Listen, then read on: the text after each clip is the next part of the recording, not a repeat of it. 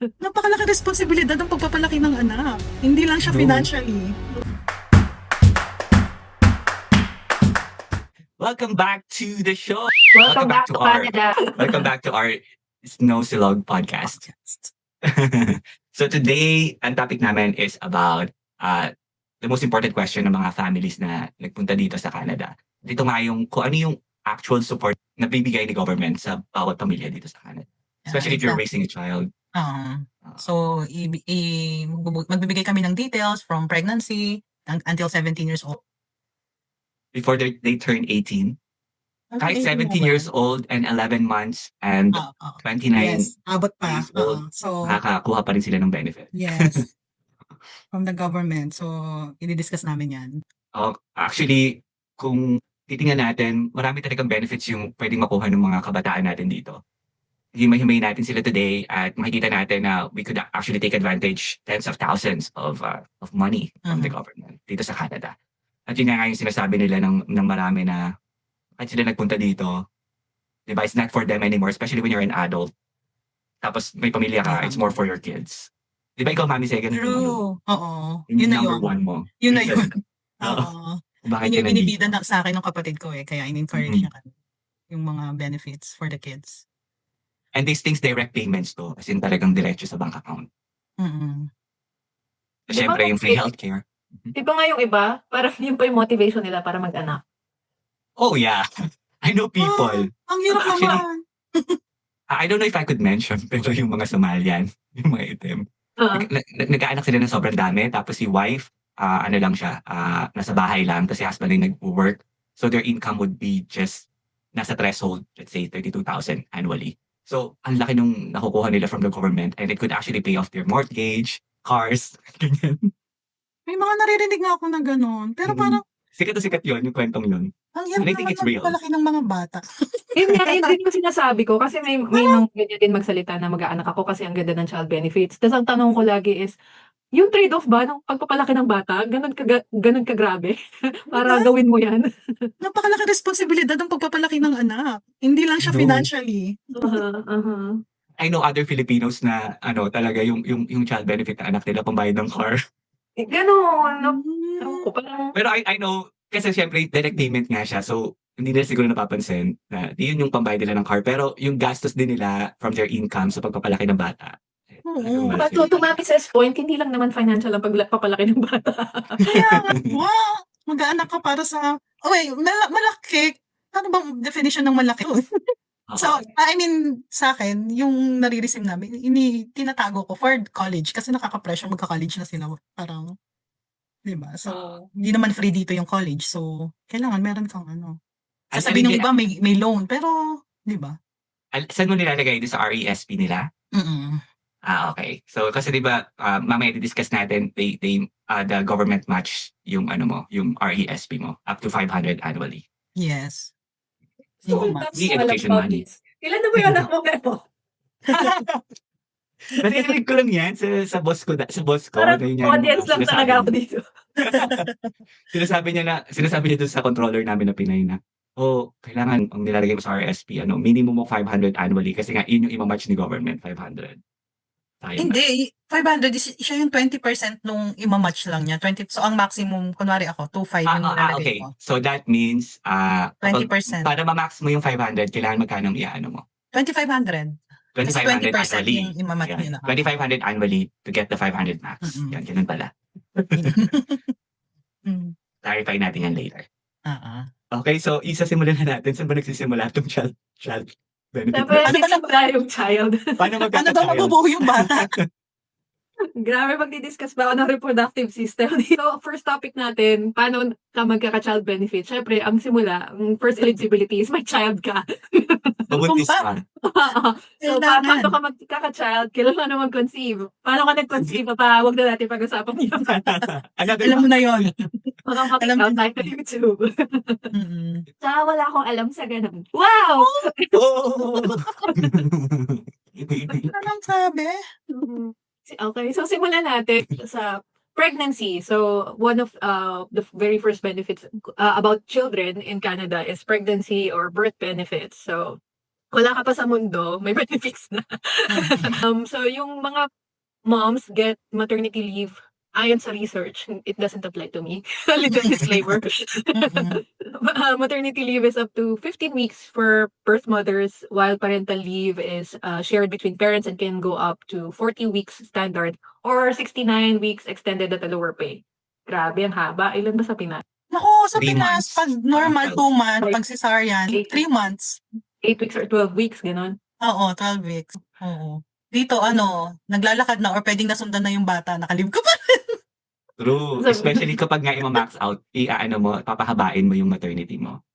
Up to 69 weeks. Or Hindi the ko pala na parental. kung may per family, kung ilang child yung makaka-receive ng benefits. Lahat, hindi ko pala yun na. Search Lahat ko na, daw. nasa pregnancy pa lang naman tayo. Benefits pa lang Unlimited. ng nanay. Limited. Wait lang. So Grabe. about dito, so yun nga, mas mahaba yung maternity leave, yung mat leave sa Canada. And ang experience ko with my friend, not personal experience, is siya na lang yung sumuko kasi nga gusto na niya ng income. Tas bored na siya. Oo. So nainip na siya, bumalik na lang siya. Kasi it's So not equivalent to your income, di ba? ilang percent pa may nare-receive naman, 'di ba? Mhm. During mat Or- leave, Marce. Oo, meron. Estimated is 55% based dun sa employment insurance na binabayaran ni employee. Kung Oo, nakikita so din sa employment payslip insurance nila. yung agency kung saan Oo. nakukuha tong benefit na to. Benefits. Compared sa Pilipinas, SSS, right? Social Security System. So, yun yung parang counterpart ni Canada for SSS, may EA. To be eligible, kailangan nakapag-work ka naman na. I think the same things with SSS. So, in Canada, dapat at least 600 hours in the last 52 weeks. The last year, in the last 1 year, the last 12 months. The Hindi last pwedeng month. bagong hire ka tas nag-mat leave ka. Basta match mo yung 600 Oo. hours. For the previous employer. Basta maka 600 hours. Oo. Yung sa Canada, laging meron kasing, iba kasi yung guidelines ni Quebec, yung provincial. So, meron silang QP for parental leave din to eh. So, iba pa yung sa EI na dinededuct. Meron pa silang QP. So, yun siya. So, i-leave na natin yun sa mga podcasters natin na taga-Quebec. Filipino Oo. podcasters sa Kasi Quebec. lagi Yan yung naman silang mag-explain. iba. Oo, lagi silang iba. Malapit na rin ang Alberta, di ba? Gusto niyo humawalay eh. Oo nga, ano ba? Bakit gusto I nila? don't know if it's gonna happen, pero it's there. They're trying to. Kaloka. Walang cap. So, mag-anak ka na mag-anak, makaka-receive sila. Ayan, na-research na agad ni Mami Seth. Okay, so there's no cap. Anak lang na anak and you will receive all these Worth benefits it. from Worth it employment ba? insurance. Worth it ba itong benefit na to kung 5 anak na yung inaalagaan mo? Diba? Hindi mo na maalagaan yung sarili mo. Baka hindi mo na rin kayang alagaan yung 5. Oo. Hirap. Imagine, di ba ngayon sa Pilipinas, yung parang one child na lang sila kasi talagang sa one child, nahihirapan na sila. Tapos No having child more na pa. nga eh. Oh, no child na. Diba? Pero at least one, di ba? Mm-mm. Grabe. And of course, on top of that, of those benefit from the employment insurance, so syempre, na-discuss namin before, free healthcare. So yung prenatal care ni mommy, postnatal care ni mommy, so lahat yan is covered by the provincial healthcare system. So kailangan din ba mag-wait? Mag- Para sa mga prenatal care ni mami, kailangan nag-wait din ba ng hours o appointment na to? I don't think so. I think priority kapag buntis. Hindi ko pa na-try dito. So, Parang baka- labas yung Try nga. sister-in-law ko. wala nang plano. Pwede ka pa ba? Pwede ka pa, Mami Ze? Hmm? Pwede ka pa, Mami Ze? Pwede kung gugustuhin. Try nga para lang may ma-discuss tayo sa reality. Ipo-post ko na lang sa public page ng kung saan. Sa lahat ng public page. Kasi yung sister-in-law ko, alam ko mabilis naman and efficient yung mga ano niya, yung mga appointments niya. I don't think she had to wait. So I think it was priority basta buntis. It's not like, other kind of healthcare needs. Pag buntis, priority. At sa Pinas ba may bayad lahat yun? Yeah, I believe Yes. so. Unless doon ka sa meron naman tayong mga public health center per barangay, meron din city center, meron ba? Mga public clinic, libre naman siya. Pero marami din na syempre nagpapaalaga sa mga private kung saan nila gusto nilang mga anak na rin. After nung pagbubuntis, the next would be paglabas ni baby.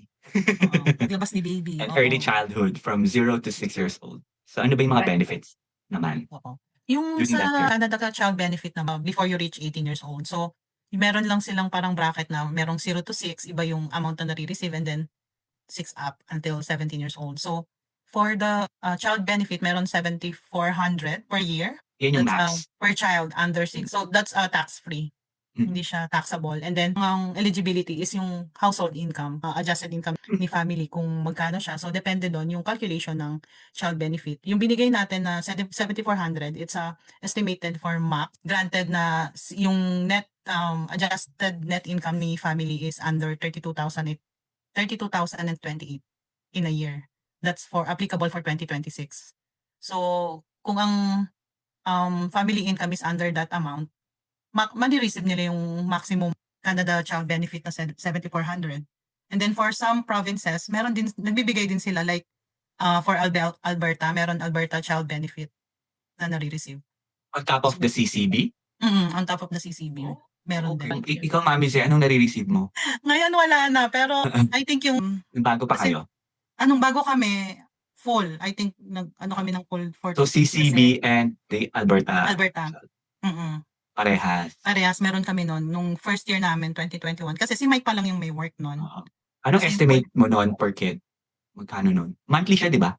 Oo, monthly. Ang natatandaan ko, combined na parang almost 1,000. Oh, okay. Kasi tier siya based on income. Tapos, anong maximum income na will let you be ineligible to receive anything?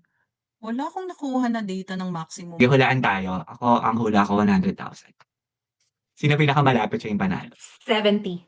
70, okay. Ang sabi ni Chat, Mhm. around 200K family income. Many families stop receiving it depending on kids. So, number of kids, their ages.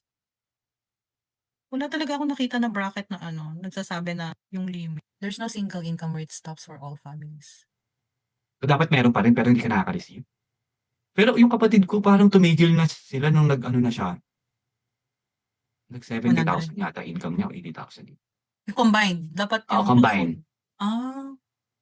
Baka kailangan niya lang mag-reapply kasi like kami nung nag-stop kami ng maka-receive ng 2025 last year. Depende yun sa 2024 tax na finale. So, medyo malaki yung income namin ng 2024 kasi may mga part-time ako noon, ganyan. Nung 2025, kaka-file lang namin, wala na akong part-time job noon. Nag-apply na ulit ako ng child benefit, baka kasi Eligible na ulit. So, so once kailangan maging kasi- ineligible ka, apply ka lang ulit. kasi ang depende naman yan sa prior year na tax return mo So, feeling ko this 2025 dahil mas mababa. Oh, Kasi I di see. maka-receive kami ulit. Pero wala akong makitang data na sinasabi nila yung maximum. So, depende sa sitwasyon. Pero ang lagi lang na-mention is yung under this net income ka. So, makaka-receive ka Max mo yung yung benefit. yung benefit. Okay. Depende sa province, there would be subsidies that reduce daycare fees. So, sa Alberta, syempre hindi na nagde-daycare yung mga anak ni Mami Ze. Oo. Pero, ilang taon na nagsa-start for daycare? 1, right? As soon as matapos yung maternity ni mother, pwede niya nang ilagay sa sa childcare yung anak niya. So, I guess 1 minimum. So, sa Alberta, families may pay $326 per month or less, depende ulit sa income. So, may mga licensed childcare kasi. So, ang pagkakaintindi ko dapat si childcare is licensed siya ni province para makakuha din ng support. I think may support din na nare-receive for that. Ay, oo. Kasi di ba meron kasi mga private, na rin yung childcare. So, sila, wala. Mag-full bayad sa kanila. Tapos walang subsidy from the government. I think, O kailangan regulated by the government, provincial government, yung childcare company. So aside from childcare, meron ding benefit yung mga low-income families when it comes to dental. So I guess na-discuss natin before na yung dental hindi siya covered ni Alberta Health or ni Saskatchewan Health or ni Provincial Health. Kapag low income, makakakuha rin ng dental benefit yung mga bagets. For as long as, yun nga, nasa low income sila. Merong eligibility. Oo, low income and then wala silang private insurance na could support yung sa dental. And then as mentioned din ni Memot kanina, covered din yung vaccination, yung kids up to lahat ng immunization na kailangan ng baby nyo is covered naman ng healthcare dito sa Canada. Sino nakaka-receive sa inyo ng CCBO? Sa account mo o sa account ni Habi? Normally si wife. Sexist naman. Paano kung si husband yung nagma-manage ng pera? I think there's a Alam way na si husband, no? Or laging si mami, kay mami lang talaga. automatic oo, sa'kin. Sa'kin napunta nung ano, nung even nung hindi pa ako nagwo-work, sa'kin na siya nakapangalan. Mas tiwala daw sila sa mama ko lang. Ang Ako charming mo. daw ni mami. So, there is another called Child Disability Benefit. So, syempre may eligibility again siya. The child must have a severe and prolonged impairment. So, extra monthly support siya if yung child mo, yun, ma-prove na may disability. Actually, I know someone na ganyan. So yun, na-receive nila yung, parang recently, ilang taon na ba yung ano, disabled nilang anak? Siguro nasa ano na, mga 4 years old. Tapos na-apply lang recently. Kasi yung mga Pinoy, yung mga families, yung hindi agad sila aware. Or siguro, kapag parents ka, di ba, hindi mo matanggap agad na disabled yung anak mo. Denial ka pa In rin. denial. So recently lang, parang yun nga, tinanggap na, tsaka na medically diagnosed na. So, nakuha nila lump sum yung child disability benefit. And then it is also a monthly thing. And I think this is forever. Yeah. Oo. Yung nakita Forever. ko na mga yung magko-qualify for the disability like mobility issue, speaking and hearing, vision, mental functions, life-sustaining therapy like yung mga nag-insulin for diabetes, autism, severe ADHD, cerebral palsy, yung mga common na alam na, yung mga development delays, ganyan. Mhm. So yun yung mga pasok or covered nung sa child disability benefit. I feel like this is the kind of benefit that you wouldn't want for yourself. I know. Oo, totoo. Totoo naman nga. It's there pero yeah.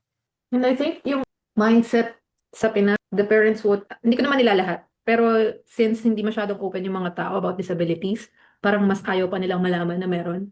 Alam mo yun, para hindi ma-exclude yung mga anak nila ganyan.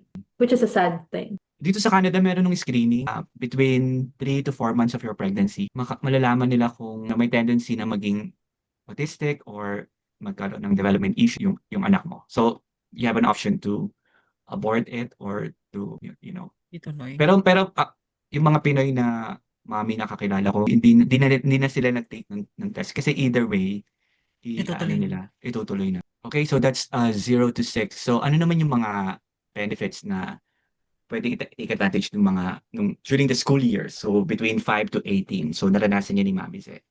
Or nararanasan niya up to now. Yung mga benefits na nakukuha nila. So, for ages 5 to 18, dun papasok yung sa schooling. So, public school in Canada is free from K to 12. And the eligibility is child must be a resident of the province. So, ito ba ay regardless of the status of the child, of the family, or may required ba yun? Regardless, kasi nung nagsimula kami, 'di ba, as work Temporary permit foreign and then worker. student permit, oo, Mm-mm. temporary worker. Ang instruction sa amin nung is to look for a Calgary Board of Education, yung CBE, nag-ha-handle ng public school. So, kung ano yung designated school kung saan kami nakatira, pwede nang start yung registration and then meron silang special curriculum for their teacher for English to learn more about English speaking, reading, writing. So, regardless kung anong status as long as resident ka ng isang province. Basta hindi ka siguro visitor visa. I think basta nakalampas ka sa immigration na hindi visitor visa, tapos dito ka na tumitira, pwede ka mag-aral from kinder to grade 12. So, yun sa school, merong subsidized lunch, yellow bus, Magkano si Yellow Bus lunch per kid? supervision. 26. Per month? $26 per kid Per month? per month. Okay. And then may lunch supervision din. Minimal lang siya. Hindi ko na lang din ma-recall kung magkano. Yung eligibility niya is depends on school district policies or student residency. Pero ang binabayaran namin for Lance and Kyla is si Kyla grade 9, grade 10 na si Lance. Wala nang yellow bus for grade 10 to 12. So, until grade 9. So, si Kyla may yellow bus pa. So, nagpa-public transport na si Lance. So, nagbabayad na siya ng full bus pass monthly. Pero parang may youth pass sila, di ba? Oh, yun. Yes, may youth pass din. Yung like how much is it? Sa atin before, 85. 85. For youth. So, $15 lang nasisave kasi yung adult pass, ay hindi, sa bagay, iba nga pala sa Calgary. I mean, dito kasi di ba 100 sabi ko yung cap sa bus pass kapag adult. Hindi ko alam yung cap na sa Calgary. So, idagdag ko lang when it comes to schools. So, kapag Catholic ka, di ba, sa Catholic school ka lalagay. So, kapag hindi ka Catholic or one of the parent ay hindi Catholic, you have an option na ilagay yung child mo sa public school. So, Mm. yun din yung mga, ano, So, Catholic school is private? I don't think so. Catholic lang siya. Parang may label lang na Catholic. It's private. Meron pa talaga yung parang private, yung may mga uniforms. And I think may bayad yun. Hindi na siya covered ni, hindi na siya under ng school board, I think. Correct ko pala, ngayon 2026, 92 na pala yung binabayaran ng youth pass. So at least school years then, from 5 to 18 years old. So like I mentioned earlier, meron pa rin dental coverage for eligible families, yung mga bagets. And parents can also save for yung nabanggit din namin kanina, post-secondary education for their university through RESP. RESP stands for Registered Educational Educational Savings Savings Plan. Program, Program. RESP? Program ba? Yes. Okay, so it's Registered Educational Savings Program. Okay, so we mentioned earlier na yung up to $500 nga yung pwedeng i-match ni government dun sa ilalagay mo dun. So to take advantage of that, so kailangan meron kang 2,500 na savings every year to get the 500 maximum match ni Match in government. government. Mhm. Siya si CESG, Canada Education Savings Grant. Siya yung nagmamatch. Agency, si CESG. And aside from that, meron din tayong CLB or the Canada Learning Bond na ito naman ay financial incentive which the government grant up to 2,000 for low-income families. So siguro ito diretso lang na ibinibigay sa low-income family. No? Once na university na si Bagets or nag-college na si Bagets. Before ka mag-apply ng RESP, dapat may SIN number. I-apply mo na ng SIN number yung Yeah. mga bata. So yung pag-apply pa rin ng SIN number, you don't have to be 18 years old. Oo nga, yun din yung akala ko kasi before. Di ba? Pag Pag mag-work. kailangan na mag-work, oo. Yung parang yung sa TIN number sa atin. So, So ayun. here, pag pinasok mo dun sa plan, kailangan may SIN na si Bagets. Namamax mo ba yung 5,000?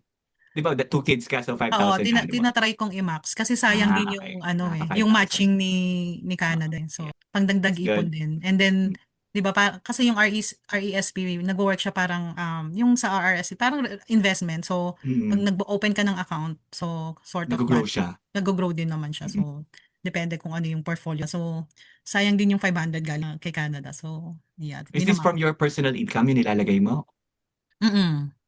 Tapos nung dati na nakaka-receive pala sila ng CCB, doon mo na rin dinidiretso?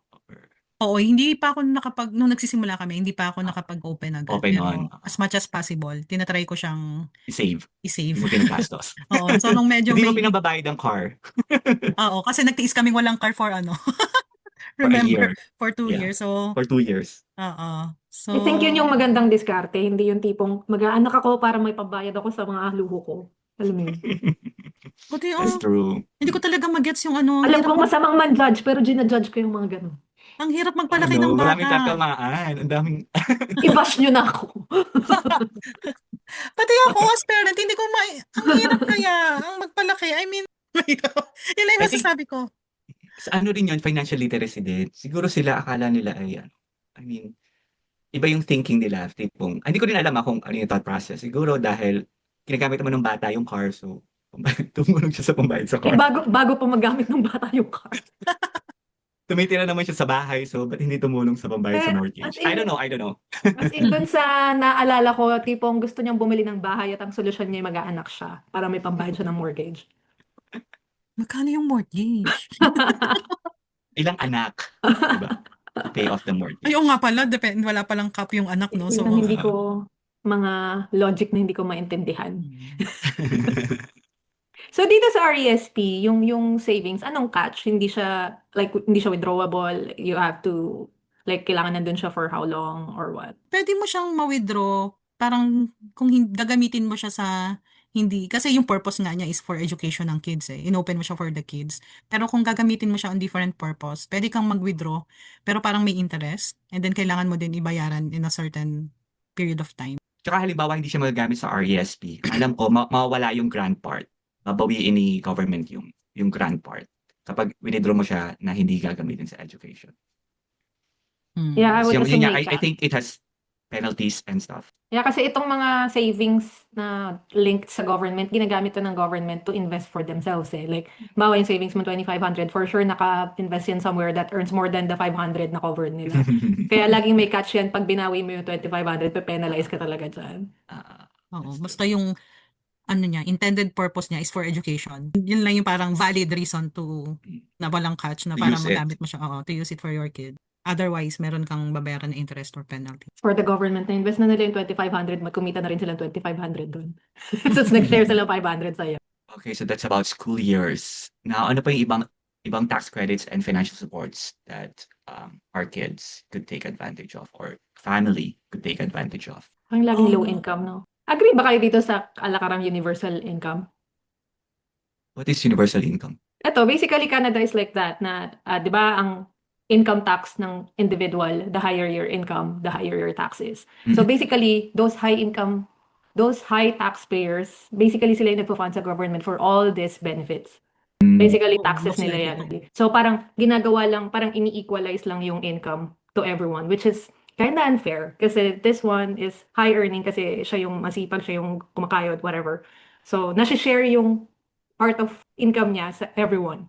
Where, morally speaking, low income nga naman dapat tutulungan. Syempre, ganyan. Pero, nagkukonsinti din siya ng katamaran na magstay na lang sa low income.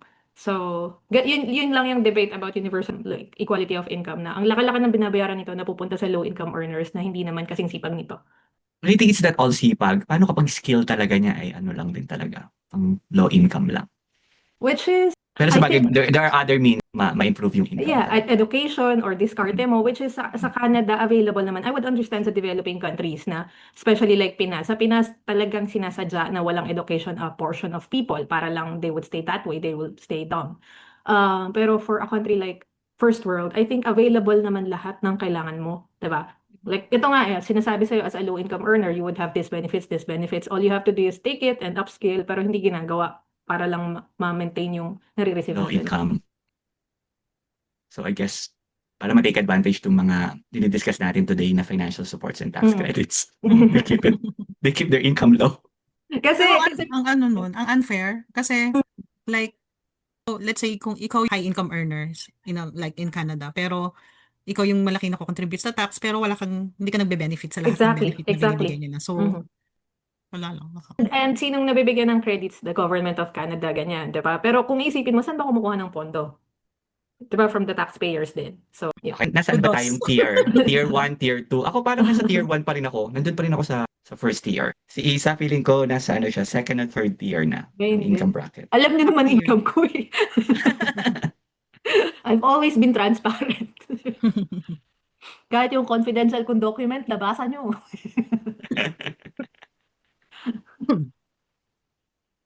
Ikaw, Mami, second tier ka, I Huh? think. Yeah. Ano ba yung mga tier na yan? So, first tier, Tier of below, joy. first 61,200. Yun yung first tier. Second tier, 61,200 to 154,259. This is Alberta, ha? Ewan ko sa Saskatchewan ko anong tier. Sa Alberta, personal income tax brackets. At pag federal. So technically, yung mga nasa higher bracket na, sila yung nagpapaaral sa mga anak ng iba. Sila yung nag-iipon para doon sa ano, pang ano to? RESP, child benefit. Sila yung bumabayad ng daycare. Tapos sila din yung walang nakukuha. I think I would understand, morally speaking, para dun sa mga talagang hindi na makaalis sa low income. Pero yung may mga option na makaalis, pero pinili na lang hindi umalis, tapos hacking the system lang. Parang,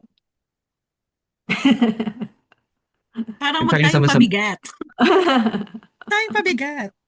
Diba? Pero yung mga friends ko, parang ano naman, in fairness naman, ay dun sila sa paglaki ng income talaga. Kasi parang kulang naman kung i-maintain mo lang talaga dun sa low income. I don't think it would be enough. I don't know how they can make it work. pero may ganun, di ba? Like, they Oo. intend to stay that way to get a lot of benefits. Even yung mga, how do you call this? Yung mga nasa labas, homeless, they intentionally stay that way. Kasi yung nga namang wala ka nang gagawin, tapos may May makukuha ka enough pa. naman. They get by. Mm. True. Oo nga, no? Yung downside. Nag-encourage na maging Tamad. tamad. Kasi imagine mo, ako personally, kung mataas yung tax ko, dapat marami akong nakukuha sa gobyerno. Ang laki ng ambag ko eh. Pero hindi, ang nangyayari, let's say wala akong anak, pero mukhang may binabayaran akong daycare essentially. Dahil sa tax, oo. Lahat ba nakapag-file na ng Charitable, tax? donation. Lahat nakapag-file na ng tax. Ay, cut Meron na pa lang rin ba natin. nung mga GST credit, HST credit? Meron nung last time. Quarterly. Oo. Depende pa rin yun sa income, di ba? Or Yun ang hindi ko makita yung calculation kung paano. Tinry ko din sa form ko kung paano Wala naman pina-file na GST, HST eh. So, Pero HST in the pwede. end, meron kang makukuha quarterly. Quarterly, oo. Ha? Naka-receive ka din ba niyan, HST? Oo, kayo? I believe so. Ang alam ko. Ikaw wala. Si Isa hindi na eligible sa lahat ng Hindi ano. ko alam. Hindi ko, dati nga, hindi ako aware ng mga rebate kung hindi pa sinabi sa akin. Hindi ko alam. Mm, Quarterly, yeah. So that's isa sa mga credits na pwedeng makuha from the government. GST Baka credit. may GST, hindi ko lang binabantayan kasi hindi naman, malaki ba to? Significant, hindi Oo. significant amount. Pag, 90, pag, ano pag lang yan, insignificant, oo.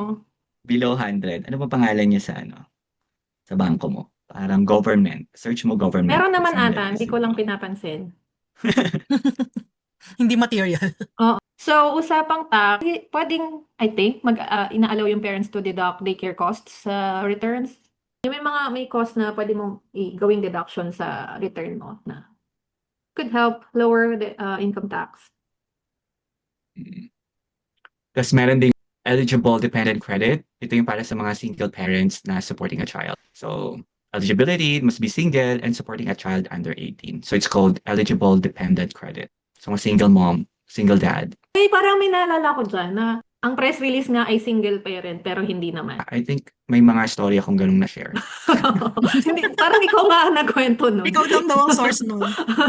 Oo, kasi hindi sila married. Oo. Tapos, pero eventually, na-discover ni CRA kasi same address. So yun, kinuha ni CRA, binawi lahat. Kasi may Oo. mga kwento, mga hearsay din ako na na parang yung iba pinipili na maging single parent Oo. kasi ang daming benefits or mas malaki yung nakukuha mo. Oo. Pero yun nga, kailangan magaling. Kailangan may dalawa kayong addresses. Kailangan magkahiwalay. Huwag nyo ilalagay sa isang address yung nyo. Kasi yun nga, doon kayo mahuhuli. Ko, lahat na ng diskarte. Nasobrahan naman. Di na nga, kaya nga hacking the Di na. system the wrong way na eh. Kaya nga.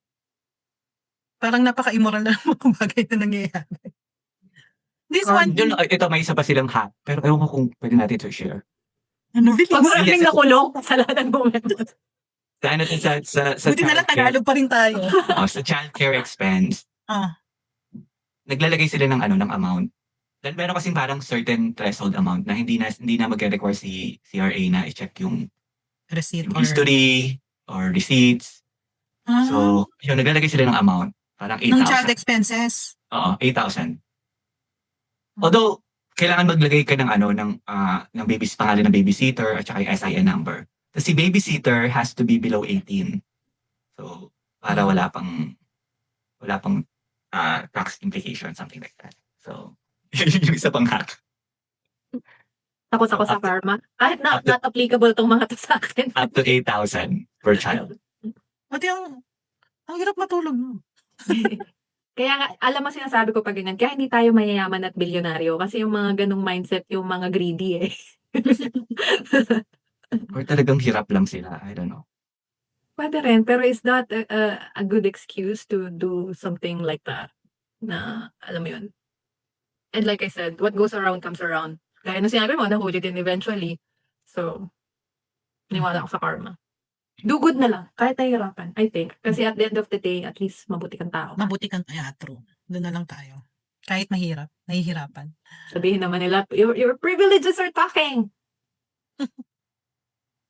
I've never heard of this one. Yung Canada Housing Benefit provides rent assistance. Sa anak lang. Sa labas yung magulang. Kasi eligible, must rent, meet so again, low income thresholds and kailangan mo pa rin mag-apply. Alam ko, housing support sa mga homeless. Kung meron silang housing support, parang a part of it, subsidized ng government. Government subsidized. Parang kailangan mong i-declare yung income mo. Pero syempre, hindi siya yung best type of accommodation. Pero Diyos ko, meron pa bang mas worse sa homeless? I mean, an accommodation is an accommodation. Yeah. Mas gusto mo ba sa streets kaysa dun sa accommodation? Agreed. Though yung sa mga homeless, di ba, may pa-shelter talaga na free. Tapos iba pa yung konting notch up para dun sa mga subsidized naman. Parang kumbaga shelter plus heat. Nagka-heat. Nagkaroon ng heat. Heat for 365 days. Yun nga yung next Anyway. kaya. Magkano ang gastos eh. Kasi 'di ba supposedly these benefits naman are meant to help you with the child expenses. Expenses, Just that yung yeah. iba talaga Nagdadagdag ng ano, expenses. Nagdadagdag ng expenses. oo. Parang yung mga mindset lang sa tax refund. Kasi yung iba 'di ba, ang mindset nila sa tax refund ay free money from the government. Pero essentially yun naman ay tax na tax na na-overpay mo throughout the year na binabalik lang sa'yo. Pero ang mga tao, "Uy, may money ako, bibili akong ganito." Like parang hindi yan income. Sinuli lang sa'yo. Na sobra. Mahirap yun i-explain sa pangkaraniwang. Oo, and yun, parang dadating din tayo sa point na bahala kayo sa buhay niyo. Malaki na yan. Okay, so to sum it all up, so kung ika-calculate natin lahat ng benefits na yon from cross-childhood nung bagets, so a family can receive 50,000 to 100,000 in direct payments. Oh, pero that's for 18 years. So, magkano For yan? 18 years, from 0 to 18 years. For 18 years, yun total. Oo. Kasi parang 100K if you would hear it, ang laki, pero that's 18 years. So, Mm. roughly So, 5K. yun yung money, and then on top of that, yun nga yung subsidized childcare, of course, free healthcare.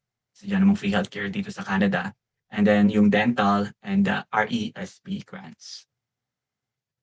So, syempre, eligibility varies based on your income, residency, at yung child age. So, magkano ang gastos, Mami, sa bata? 100K din ba sa 18 years or more? Oh, more. More. Financial investment, emotional investment. Lahat ng attachments. Mahirap magpalaki ng bata. So, itong benefit na to, maliit lang to. Katiting lang dun sa talagang totoong gastos. O pati apart lang yan ng ano. Kasi financial lang yung tinitingnan natin. Ang daming kaakibat na responsibility yung having to raise kids. 'Di ba? So, hindi isang part lang yung financially kasi i-hone mo yung bata hanggang sa paglaki nila eh. So, hindi lang naman siya about money or yung basic needs nila. So, malaking responsibilidad. And hindi lang siya until 17 or 18, 'di ba? So, i-guide mo sila all throughout their life. For me, yun yung masasabi ko as a parent. And ayun, ano ba? To sum it up, so mostly ang eligibility is yun nga, lower income. So lagi may threshold if nandun ka sa bracket ng lower income family. And then we have Canada Learning Band, Child Disability Benefit, which is discussed din kanina. And then yung mga eligibility for dental plan and provincial childcare subsidies. So, Oy, Mami, ano pa ba? kailangan ma-take advantage mo yung Canada Learning Plan. Kasi baka hindi ka eligible, pero try mo pa rin. 2,000 yun. Canada Learning Band. Ano ba yan? Yung Yung for CLB, adult? parang 2,000 pag nag-start na mag-university or college tong anak. May 2,000 na parang Lump sum supplement sa ibibigay. take note of that. We'll see. Sige. Kasi di ba yung mo ng overlook? So, Kaya nga. Babalikan ko tong natin, podcast. Pag magka-college na, ano ba yung mga kailangan ko pang para naman mapakinabangan din natin yung tax natin. By that time, iba na ulit yung rules. Yun lang, policy changes Ay, kasi. nako. Yun na nga eh. So, yeah, speaking of rules, so, kailangan alam din lagi yung eligibility kasi, like I said earlier, lahat naman may catch, lahat may condition.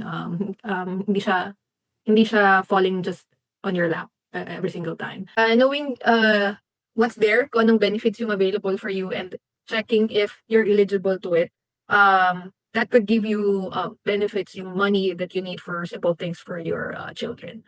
So, knowledge is power. Hindi ba wrong? At huwag niyong gawing motivate kung mag-anak dahil lang sa benefits. So, yun yung side natin.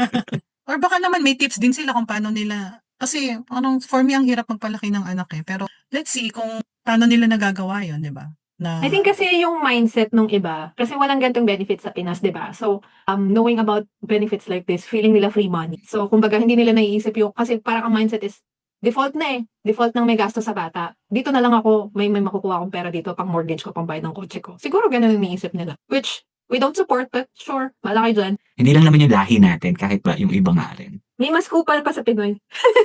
As yung mga sabi ang galing nila maghanap ng mga ganitong loopholes. And they're even proud of it. And they're very proud of it, hacking the system. Oo.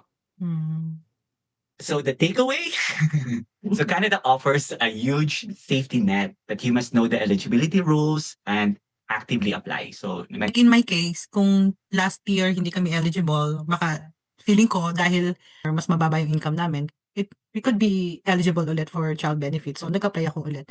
Hindi siya something na nag-apply ka and then magdedire-diretso lang siya kasi annually nire-review din nila yung eligibility mo. So ayun, watch out ka lang din kung may ma-receive ka na notice na you're no longer eligible and then apply ka ulit if you think na may nagbago sa household income nyo. So, if you're a parent in Canada and you want to tap on this benefit, there are programs that you didn't even know existed and sana nakuha nyo dito. So, as Memot mentioned, there's a huge safety net financially kasi it covers the child expenses or most of it. But like Mami said, hindi naman tumitigil sa financial aspect yung pagpapalaki ng bata.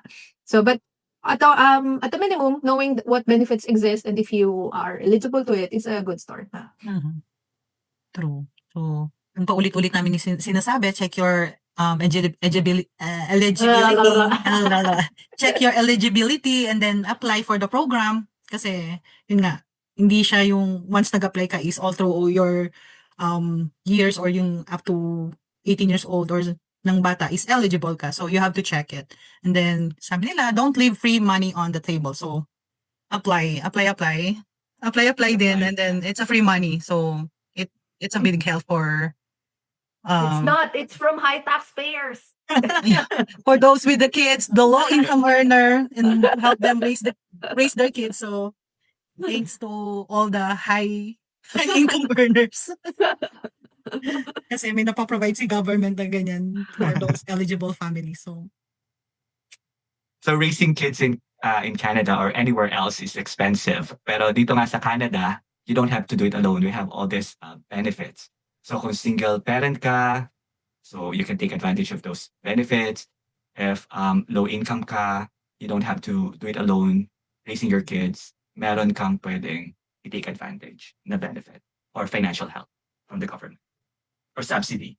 Yeah. yes, subsidy help. Low income ka, wag ka muna mag-anak. Kumayad ka muna.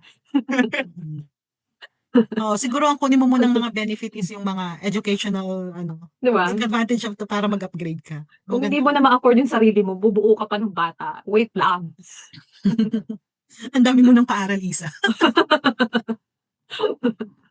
Ang dami na niyang sinusunod. Ikaw din, hello. Nasa bracket ka. Kakapagod din. At least yung sa'yo offset, may nakuha ka. May paaral ka, may nakuha ka rin. Kailangan may makuha ko. Kailangan mag-anak ni Isa para ma-take advantage. Oh my God, no. I respect people who want kids, but I see the struggles, so I don't want that. Okay, so I guess that's about it. Comment down below yung mga programs, subsidies na nakukuha niyo from the government. We want to know. And then if there's anything that we missed, let us know. Baka may mga benefits dyan na kami naman yung eligible. I wanna know. I wanna know. Lagi na lang hindi eligible. You wanna know why? Why you are not eligible? That's the question. And for our next episode, we're going to discuss another benefit na pwede nating makuha dito sa Canada. This program is called Employment Insurance. So, yung child benefit kanina, we discussed na galing siya kay Employment Insurance. So, I guess at this time, ito naman yung mga benefits when it comes to, for example, walang ka ng trabaho or magkaroon ng health issues. So, I guess that's what we're going to discuss. Tama? Yes. In our next episode, EI benefit. And marami ako dyan mag-share kasi marami na akong EI. And I think I'm on my pang-tatlo ko na. Nag-apply ka recently lang? Nag-apply ako recently. Hanggang sa muli, paalam! Matibot!